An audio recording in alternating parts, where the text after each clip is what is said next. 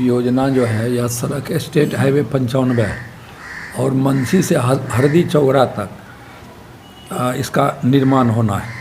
लेकिन फ़िलहाल अभी प्रथम चरण में मंसी से धनछर तक उसमें पुल पुलिया और सड़क का निर्माण होना है। इसके लिए 514 करोड़ रुपया की मंजूरी हुई है और इसी में से होना है जो धनछर से बदला के बीच जो 4 नदियां हैं बड़ी बड़ी, 3 बड़ी है और एक 1.5 कोसी कहता है कि बरसात के समय में ही उसमें पानी रहता है। तो 4 हाई लेवल ब्रिज इसमें बनना है।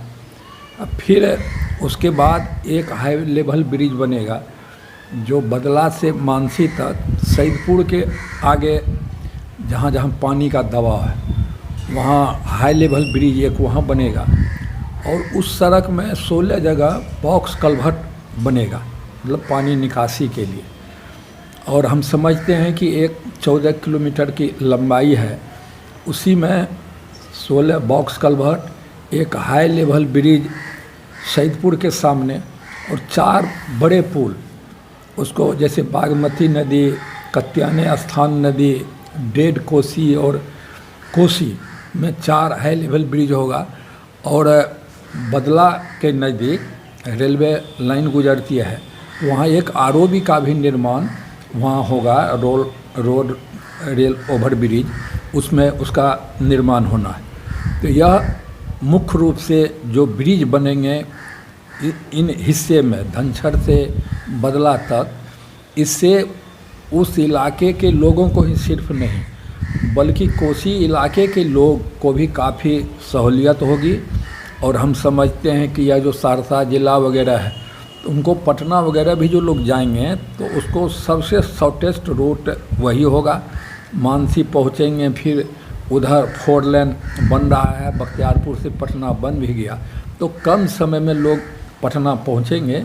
लेकिन इसको ऐतिहासिक भी कहा जा सकता है, इसीलिए कि किसी ने सोचा भी नहीं था कि इस ध्रुव क्षेत्र में फड़किया में इस तरह की योजना आएगी और उसका निर्माण होगा। और हम धन्यवाद देते हैं, माननीय मुख्यमंत्री जी का आभार व्यक्त करते हैं और विभागीय मंत्री नंदकिशोर बाबू हैं, उनका भी बहुत सहयोग मिला। हम तो लगे हुए थे ही, और चूँकि सुपौल भी जुड़ा हुआ है तो ऊर्जा मंत्री भाई विजेंद्र प्रसाद यादव जी, सभी को धन्यवाद हम देते हैं। और यह सड़क बन से उस इलाके की कितनी उन्नति तरक्की होगी वह तो बाद में लोग को पता चलेगा। माठा के आगे कोई सड़क नहीं था, जब इसको हम कराए पीडब्ल्यूडी में तो धनछर तक उसका निर्माण जब हुआ तो धनछर के इलाके का जो मकई वगैरह होता था, आप देखते जाते होइएगा उस समय में, तो पैसेंजर गाड़ी में इस तरह से लाद देता था कि लगता था कि मालगाड़ी है।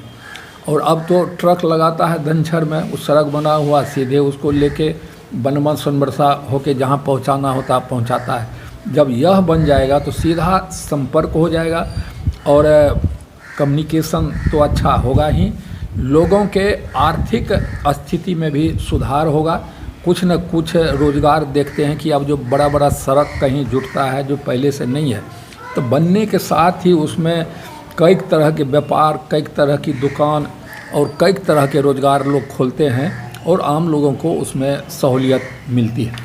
कब तक लोगों को इसका लाभ मिल पाएगा, क्या उम्मीद कर सकते हैं? नहीं, देखिए 25 अगस्त को तो 2 दिन पहले कैबिनेट से इसकी मंजूरी हुई और ये हम समझते हैं कि ये आचार संहिता लगने के पहले उसका शिलान्यास भी हो जाएगा। तो फिर टेंडर वगैरह जो निकलना है उसकी प्रक्रिया तो शुरू ही हो गई और टेंडर की प्रक्रिया शुरू हुई और वह शिलान्यास हो जाएगा तो उसको करने में दिक्कत भी नहीं होगी और निर्माण के कार्य जब टेंडर डिसाइड हो जाएंगे तो वह काम शुरू हो जाएगा। सबसे बड़ी बात इसमें यह भी है कि बड़ी योजना में फंडिंग की भी समस्या होती है, लेकिन इसमें एशियन डेवलपमेंट बैंक इसमें फिनांस करेंगे, उसकी भी सहमति मिल गई। इसीलिए वह जो वित्तीय आवश्यकता है उसकी भी पूर्ति हो गई। Asian development bank ADB bank उसमें फंडिंग करेगा और योजना पूरा होगा। जब यह काम होगा तो अगले चरण में फिर धनछर से लेके सिमरी बख्तियारपुर तक की भी सड़क बनेगी, उसमें भी फ्लाईओवर लगेंगे और चूँकि 2 लेन सड़क बनना है तो उसमें भी 225 करोड़ रुपये का उसका भी DPR बन के तैयार है। पैसे की दिक्कत थी, हम तो चाहते थे कि मानसी से हरदी चौहरा तक एक साथ बन जाए, लेकिन उसमें 1200 करोड़ रुपया से अधिक राशि आ रही थी DPR में। इसलिए चरणबद्ध तरीके से इस सड़क में यदि धनछड़ से बदला तक जो पुल बन के उसका कम्युनिकेशन मिल जाएगा सड़क का, तो हम समझते हैं अगला काम कुछ दिन लग भी जाएगा होने में, तो आम लोग को काफ़ी सहूलियत उसी से मिल जाएगी। इसलिए आगे चरणबद्ध तरीके से जो है वो होते रहेगा। और आप जानते हैं कि इस राज्य में नीतीश जी के नेतृत्व में जो बिहार की स्थिति रही, पहले का अब देखिएगा 2005 का और उसके बाद का देखिएगा तो आसमान धरती का फ़र्क हो गया। यह जो इलाका है कोसी का इलाका, सहरसा, मधेपुरा, सुपौल का इलाका, आज़ादी के 62 बरस तक बड़ी रेल लाइन की सुविधा इस इलाके में नहीं मिली, ना कोई राष्ट्रीय राजमार्ग NH 1 इंच भी इस इलाके से था। लेकिन हमने प्रयास की, बड़ी रेल लाइन भी बन गया, लोग यहीं बैठते हैं, अब कलकत्ता चल जाते हैं, बम्बई जाते हैं, दिल्ली जाते हैं, जगह जगह झारखंड की राजधानी रांची जाते हैं, लोगों को काफ़ी सुविधा हो गई। नेशनल हाईवे भी 106 और 107, फिर नेशनल हाईवे 197 जिस पर आज 4 लेन उसी के अलाइनमेंट पर चल रहा है, तो काफ़ी लोग को सुविधा कम्युनिकेशन के मामले में मिली। यह पहले भी मिल सकता था, लेकिन माननीय मुख्यमंत्री नीतीश जी के नेतृत्व में जो सरकार है और उनकी जो इच्छा शक्ति है, उसको आप देखिएगा तो यह टापू था। बरसात के दिन में कहीं धबाड़ा में ट्रेन बाढ़ के पानी के समय में रुक जाता था, गाड़ी नहीं चलती थी, तो यहाँ से निकलने के लिए लोग को गाड़ी लेके कुर्सेला होके, सरथी से कुर्सेला तब लोग पटना जाते थे, चाहे किसी काम से, चाहे किसी बीमारी को लेके। आज तो ऐसा नहीं है। बलुआहा में भी आपको पुल बन गया, विजय घाट में भी लंबी लागत से पुल बन गया, और NH 106 जो है, और उसमें भी जो फुलौत के नज़दीक से बिहपुर तक उसमें भी पुल बनेगा, उसका टेंडर भी डाला जा रहा है। 9 सितंबर को वह पुल बनेगा, 1200-1300 करोड़ रुपया उसमें भी लगेगा, और वह पुल 6 लेन पुल बनेगा और सड़क भी बनेगा। जब वह भी 106 चालू हो जाएगा तो समझिए लोग आसानी से इधर से जाएंगे। खास करके जो निर्माण की सामग्री होती है, सीमेंट, बालू, छड़ वगैरह, गिट्टी, तो बहुत आसानी से आएगा, वहाँ से आएगा। विजय घाट में बना, वहाँ से आएगा। डुमरी जो अधूरा था वह भी पूरा हो गया तो उधर से आएगा। फिर आपको ये धनछड़ मानसी वाला कम्युनिकेशन जुटेगा तो यहाँ से आएगा। इधर से जो बालू लोग लेके आता है बलुआहा पुल से, वह भी मिल गया।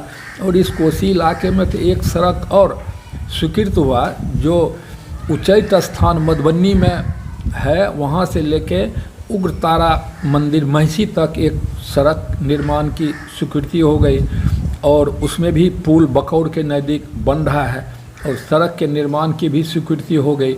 उसके लिए भी जो राशि है 2600 करोड़ रुपया, वह भी मंजूर हो गया। सड़क भी बनेगा, पुल भी बनेगा, एक्सप्रेस हाईवे बना हुआ है ही।